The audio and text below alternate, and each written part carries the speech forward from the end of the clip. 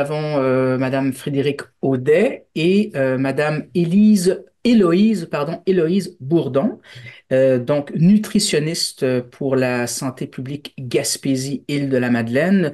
Merci d'avoir accepté notre invitation dans le cadre de ce mois de la nutrition, hein, qui a pour thème, je crois, trouver un équilibre naturel à votre alimentation. En gros, ça ressemblait pas mal à ça. Donc, on va un peu traiter de cette question-là à travers différents enjeux. Je vais commencer par une première question, si vous me permettez. Euh, Quels sont les éléments clés d'une alimentation équilibrée, à votre avis? Ben, dans le fond, c'est un message qu'on transmet là, depuis quand même plusieurs années. Je dirais que les fruits, les légumes, là, ils font vraiment partie intégrante d'une alimentation qui va être saine, qui va être équilibrée. Ils ont une valeur nutritive qui est vraiment très intéressante, qui est riche. Puis ça fait en sorte là, qu'ils ont démontré des effets bénéfiques sur notre santé. Si on parle, par exemple, de prévenir certaines maladies chroniques comme les cancers, les maladies du cœur, donc ils peuvent en diminuer les risques. Puis d'ailleurs, là, le guide alimentaire en 2019, il a été mis à jour, le guide alimentaire canadien, puis il démontre vraiment l'importance qu'on leur accorde là, sur l'image de l'assiette. On voit là, qu'on leur octroie la moitié de l'assiette. Donc, ça démontre vraiment leur importance. Puis, ce qui peut être intéressant là, de savoir aussi, c'est quoi la quantité qu'on consomme, nous, dans notre région. Donc, les dernières données là, qu'on a, là, ils démontrent qu'il y a 50 des gens qui vont atteindre le 5 portions recommandées là, minimalement. Puis ce nombre de portions-là, là, il va correspondre, là, comme je viens de dire, à la quantité qui va permettre d'éviter là, certaines maladies. Donc, on voit que c'est bien le 50 là, mais il y a encore place à une certaine amélioration. Là. Vous voudriez ajouter quelque chose? Non, ma collègue a absolument raison. L'importance des fruits et légumes dans une alimentation équilibrée est sans aucun doute la meilleure façon là, d'atteindre le maximum de l'alimentation. Donc, comme vous dites, 50%, c'est vrai, c'est bien, mais on peut faire mieux.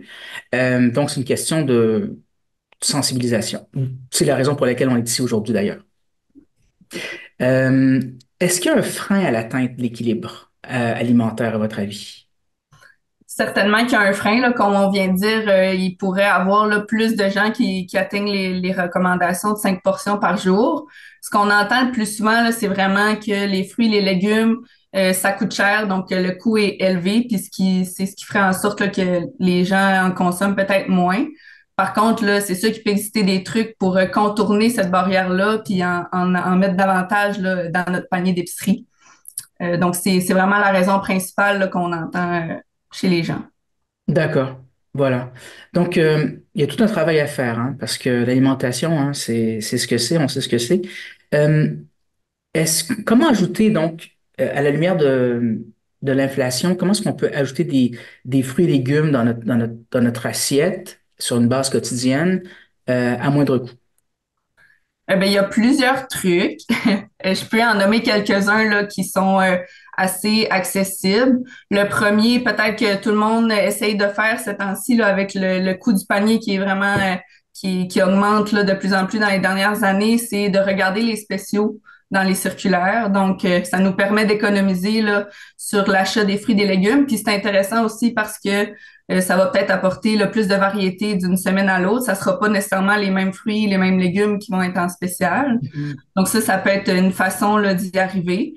Ensuite, il y a d'opter aussi pour acheter des fruits et des légumes sous d'autres formes. Donc, on n'est pas obligé de toujours y aller vers des légumes frais. On peut opter là, pour des produits, par exemple, qui vont être surgelés, qui vont être en conserve.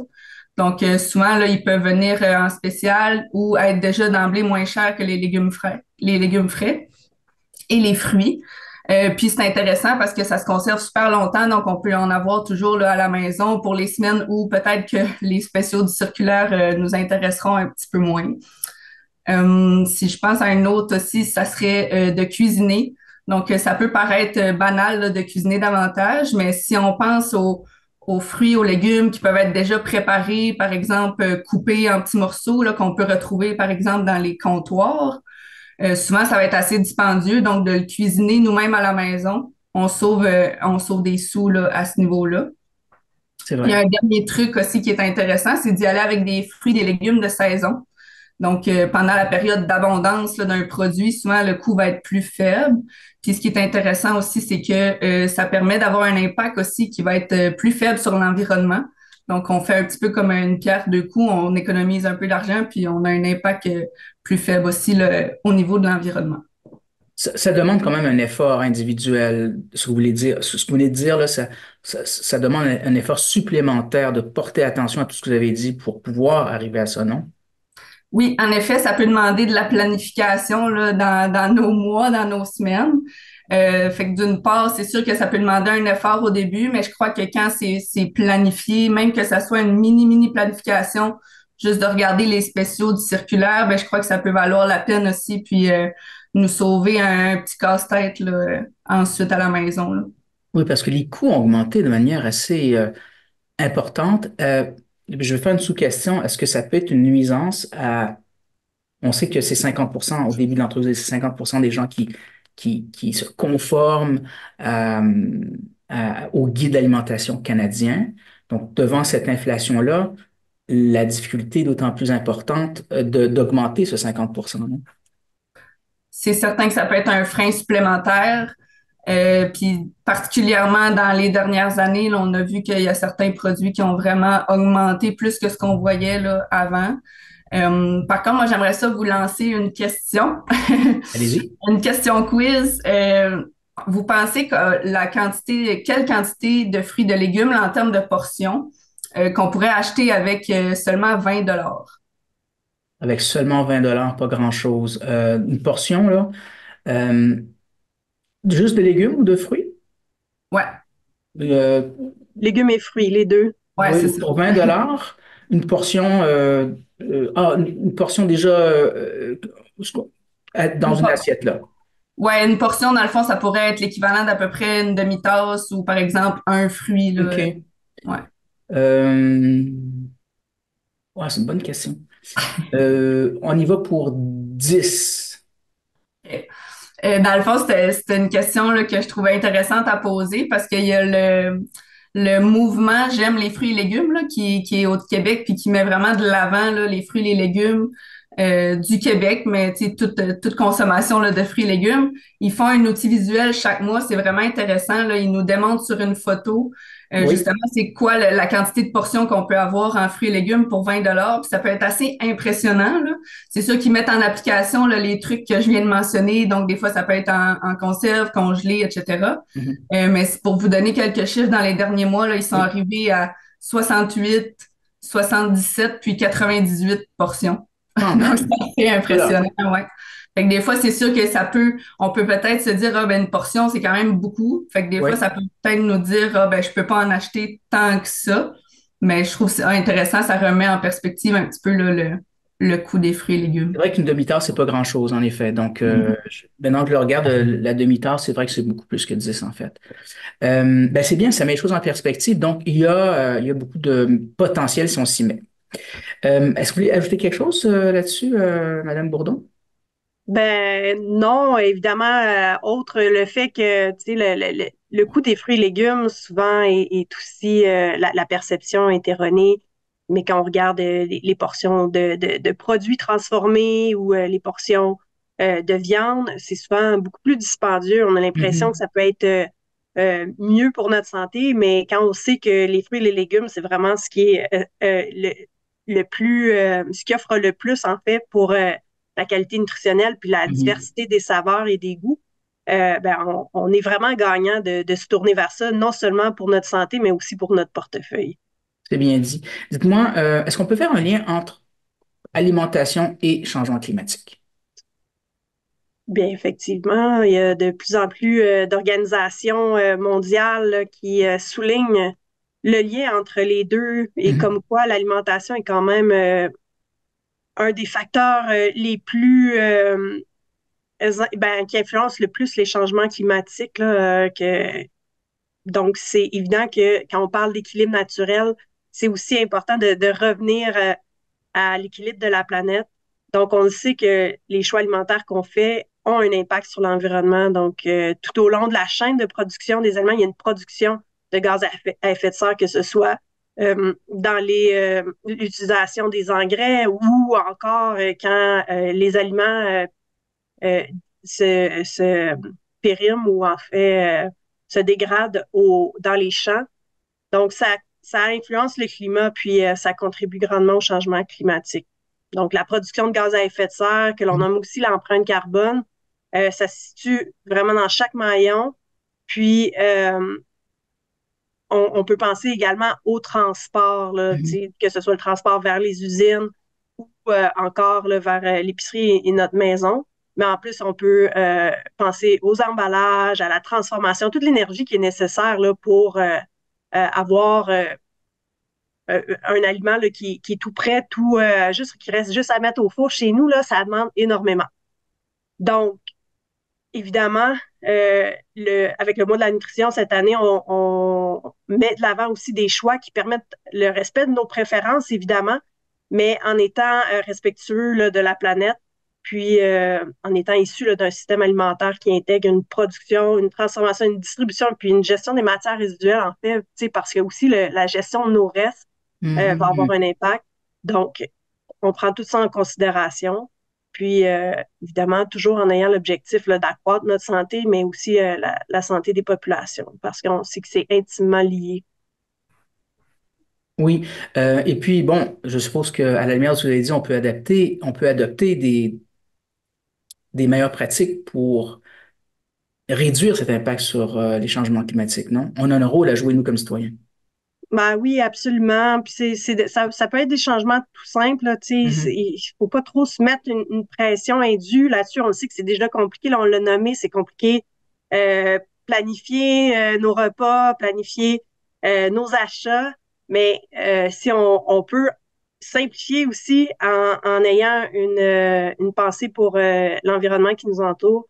Donc, c'est important de garder en tête que tous les aliments ont leur place là, dans notre alimentation, mais on peut privilégier certains qui auront à la fois des bienfaits sur notre santé et qui vont, par exemple, être des protéines végétales. On a parlé des légumes, des fruits, mais Oui, tout ce qui est végétal, oui. quand on pense aux noix, aux graines, au soya, Mhm. tofu, edamame, c'est tous des aliments qui vont nous offrir des protéines de qualité équivalente à la viande, mais qui vont produire beaucoup moins de gaz à effet de serre, donc avoir une empreinte carbone vraiment moins importante. Donc, super intéressant.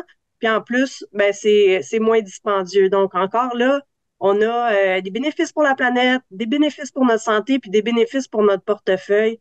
En plus que souvent, c'est assez simple à cuisiner. Là. Il y a une multitude de recettes en ligne. Puis, beaucoup de façons d'apprêter pour que les saveurs soient différentes. Donc, des fois aussi, je trouve que notre alimentation est monotone, mais là, en utilisant ces aliments-là, là, on vient, dans le fond, ajouter une diversité qui peut être vraiment gagnante. Donc, Oui, on va chercher des aliments qui vont être moins transformés aussi. Ça, je l'ai nommé tantôt.